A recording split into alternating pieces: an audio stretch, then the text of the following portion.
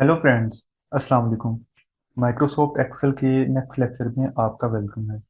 इस लेक्चर में हम देखेंगे कि किस तरह हम मल्टीप्लिकेशन कर सकते हैं। आपको पता होगा कि हमने एडिशन भी कर ली, हमने सब्ट्रैक्शन भी कर ली, हमने डिवीजन भी कर ली। आज हम मल्टीप्लिकेशन करेंगे कि किस तरह हम वैल्यूज को मल्टीप्लाई कर सकते हैं। तो यहाँ पे हम एक डाटा एंटर करते हैं। जैसे फॉर एग्जांपल यहाँ पे आप किसी मार्ट में जाते हो, किसी बेकरी पे जाते हो, तो वहाँ पे जो बिल आपको मिलता है, तो वो बिल कुछ इसी तरह पे होता है।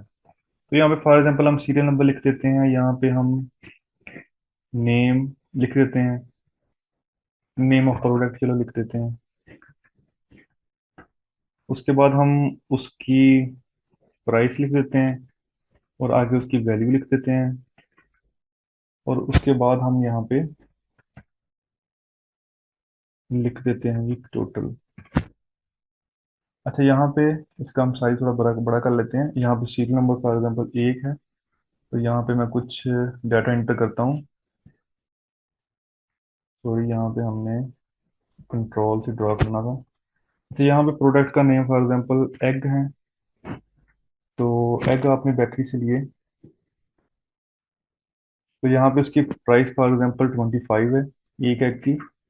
तो आपने कितनी वैल्यूज ली? आपने फॉर एग्जांपल 12 ले लिए। इसी तरह आपने ब्रेड ली और ब्रेड की प्राइस 120 है फॉर एग्जांपल। इसी तरह आगे कुछ और लिख देते हैं। और आपने दो ब्रेड्स ले ली। और इसी तरह आपने आगे जो है कुछ और बेकरी से बाई किया, स्वीट ले ली। तो ये इसकी प्राइस अगर इतनी है तो आपने वन ले ली, 1 kg। अच्छा, उसके बाद आगे उसके अलावा आपने क्या लिया? यहाँ पे केक ले लिया, 1001। अच्छा, ये हमने कोई डाटा इंटर कर लिया, कोई भी वैल्यूज हमने इंटर कर ली। अब हम यहाँ पे, हमारे पास ये प्रोडक्ट है, ये इसकी प्राइस है, और ये इसकी वैल्यूज हैं कि आपने कितनी चीज ली वो वाली। और यहाँ पे हम उसका टोटल निकालेंगे। अच्छा, इसके लिए अब हम क्या करते हैं, इसको मैं जरा सेंटर में कर लूँ, इसको भी सेंटर में कर लेता हूँ। तो इसको भी हम सेंटर में यहाँ पे कर लेते हैं, इसको भी सेंटर में कर लेते हैं। अच्छा, यहाँ पे ओके हो गया। अच्छा, यहाँ पे हमारे पास हमने एग्स जो लिए हैं, वो हमने 12 एग्स लिए हैं। और उनकी प्राइस क्या है पर की? 25।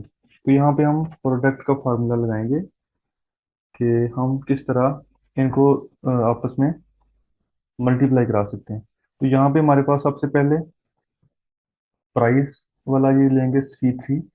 और C3 को हम किससे मल्टीप्लाई करेंगे? जो वैल्यू से।